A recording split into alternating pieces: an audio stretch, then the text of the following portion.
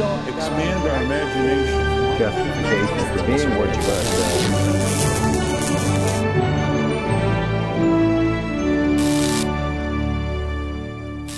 And welcome again to Washington Unplugged. I'm Bob Schieffer. Well, it has been a week since Congress passed President Obama's monumental health care reform bill. Now the members are back in their home districts looking for ways to drum up support for their re-election campaigns in November. But how has the health care vote affected the 2010 midterm elections? We've called in some experts, CBS News pollster Anthony Salvanto and Stu Rothenberg, editor of the Rothenberg Political Report. And then there is this, the new political website, the Daily Caller, stirred up a storm yesterday when it accused the chairman of the Republican National Committee, Michael Steele, of living it up on Republican campaign funds. Tales of chartered planes and sex clubs. But are the charges true? We're going to talk to the publisher of the website, Neil Patel, but first we're going to look at the political landscape and the post-healthcare reform landscape with Stu Rothenberg, who's here with me. And Stu, let me start with you.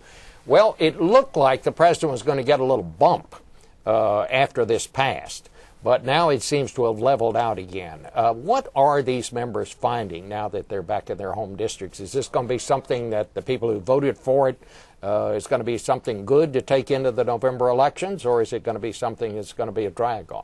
I think the result, Bob, of the passage of the bill is that the Democrats avoided a disaster. The disaster being spending over a year on health care and getting nothing. That would have been the worst case scenario. But I don't think it's going to provide a huge bump. There was some immediate polling suggesting a little bump, and you can still look at some numbers and say that the Democratic numbers are up 2 or 3 points. But you mentioned it's a week since the vote, and a week is a lifetime in politics. Imagine what the next 8 months is going to be. That's many lifetimes. So I think the midterm elections are likely to be about the economy. Democrats may get a little mileage out of doing something, particularly with the base, but I don't think it changes the fundamentals of the election cycle. Well, Anthony, you're the pollster here. Tell me, what's your sense of what's going on out there right now? Well, Bob, I think here's the potential opening for the Democrats. Most Americans tell us they still find this bill confusing, even after a year or more of debate. Most of them actually tell us they're still not sure where their member of Congress stands on the issue. So I think the Democrats see a potential there to go back to their districts and try to explain not just their vote, but also what the bill means for folks back there. And that's where I think it's going to be possibly a long, hot summer of them still debating and discussing what this all means for them. Well, there's no question that the Republicans are going to do everything they can to exploit what they see as the downside of all this. This is, among other things, the cost. What they say is forcing people to buy health insurance. Many Republicans already saying that that is unconstitutional. I think we have a number of states' attorney generals who are going to file suit to challenge this. So what do you think this is going to do for Republicans? Is this going to help them? What does your polling suggest about that, Anthony? Well, you know, what's interesting, Bob, is when you look at the congressional districts where vulnerable or potentially vulnerable Democrats who voted for this bill, these tend to be districts that Obama carried, but not by much. And when you think about the kind of turnout that Democrats will need in the midterms for most of these Democrats to stay afloat, they're going to need a lot more from their liberal base. We know midterms tend to have a little bit older turnout, so they're going to need to give something back, and I think that the health care bill maybe tries to do this, to that liberal base to get them to turn out and counter what should probably be a strong Republican turnout in a lot of those districts trying to unseat them. You know, Stu, I don't think there's any question that, as often happens in a presidential election year, there are some Democrats who were elected that probably would not have been elected had not Barack Obama been on the ticket. So they're in danger to start with. But how badly do you I don't think there's any question. I don't know anybody who thinks that the Democrats are going to pick up seats. That just would be abnormal in a midterm election. How badly do you think Democrats will be hurt here? Well, probably the best way to answer that, Bob, is to look back a year ago and see what Democratic insiders in D.C. were talking. And they were talking about limiting Democratic House losses to 10 or 12 seats. If they could do that net, they thought that was a pretty good year. Once they got above 20 or 25 losses, they thought it would be a disappointing year. A few weeks ago, our target range was that Republican gains of between 24 and 28 seats. We haven't changed that. We are in the process of doing another House overview in 2 weeks, and we may move that range up or keep it the same. But when we look at the aggregate data, that is the attitudes about the direction of the country, attitudes about the president, which correlate pretty well with the midterm results.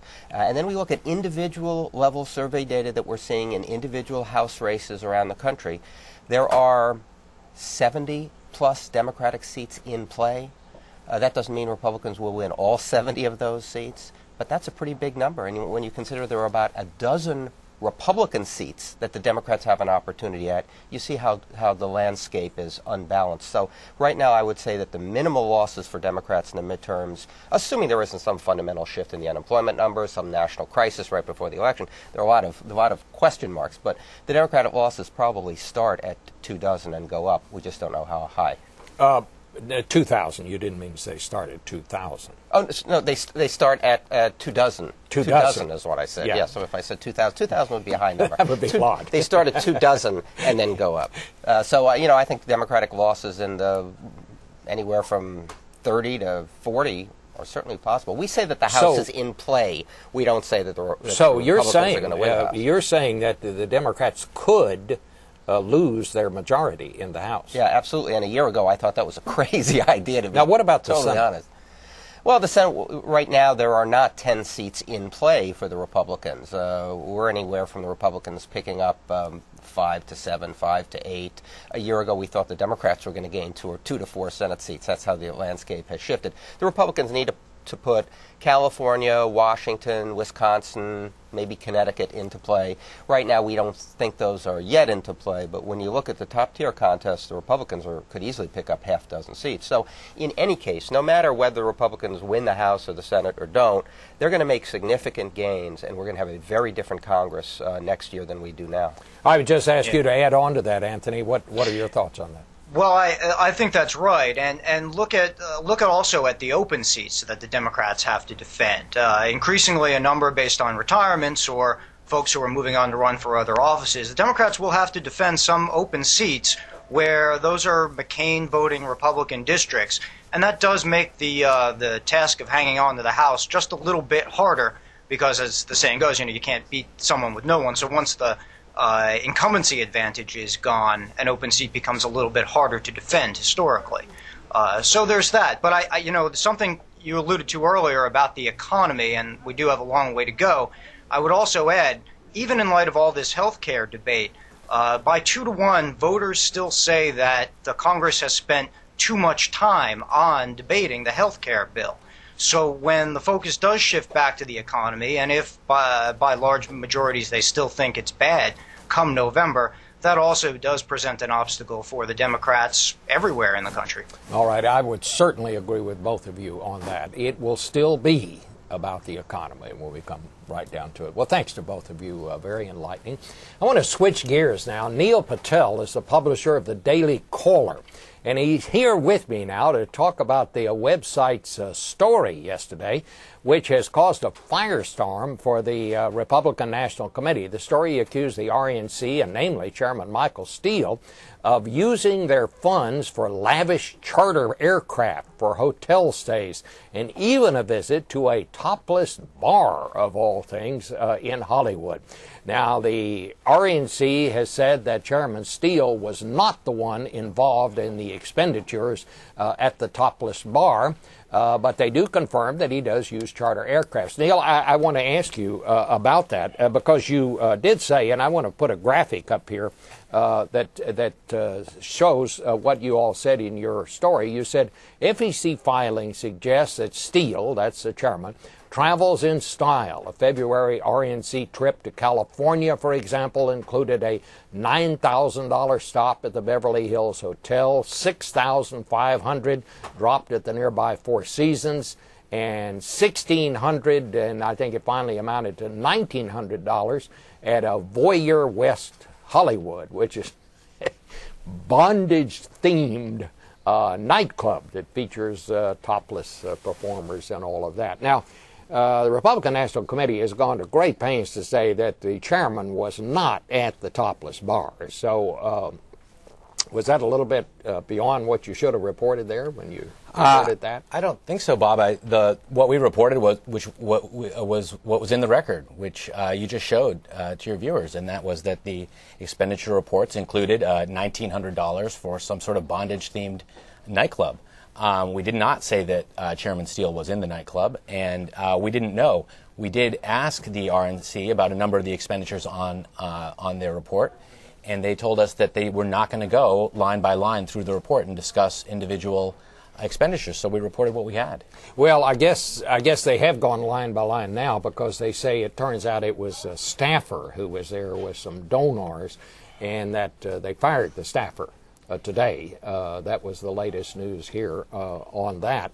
But how did you come up with this story? And tell me what your website's all about. Well, we launched in January. Our website is devoted to covering the world of Washington and politics and beyond. We have general news coverage. We have 27 reporters to date. We've been at a fast-growing pace. Most of our original coverage is on politics, but we have sports and lifestyle and entertainment and everything else, too.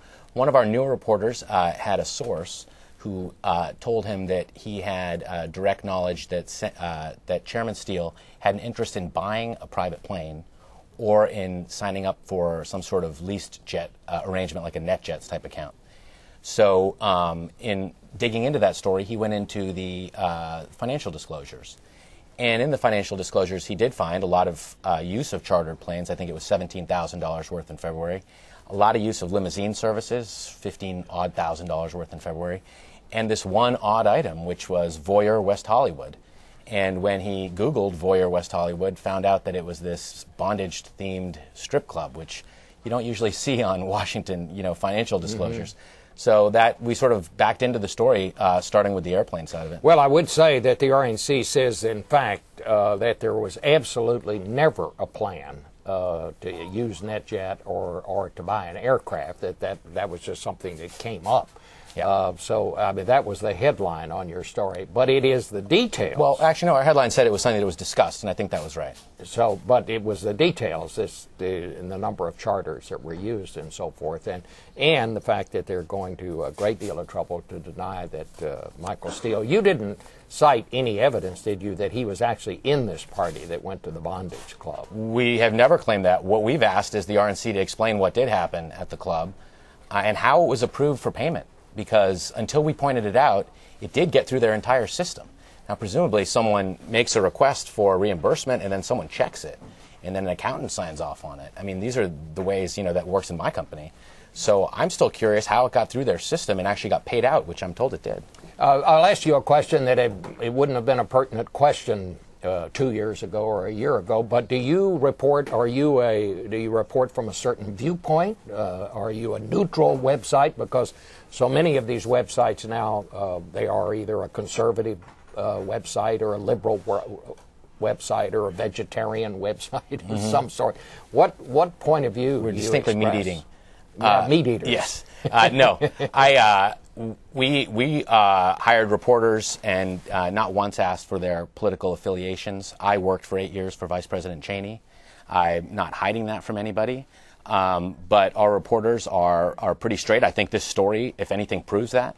And we allow other people to make their own judgments about us, but I'm not going to espouse any political affiliation of our site. But you were a news site. Yeah, absolutely. We're finding things out and reporting on them. Yeah, that's what we claim here. Yeah. Some believe us, some We're trying to join you in that. All right. Thank you very much, Neil. Thank you. Good luck on your site. And thanks for watching Washington Unplugged. I'm Bob Schieffer. Have a great day. If we don't expand our imagination, Justification for being what you are.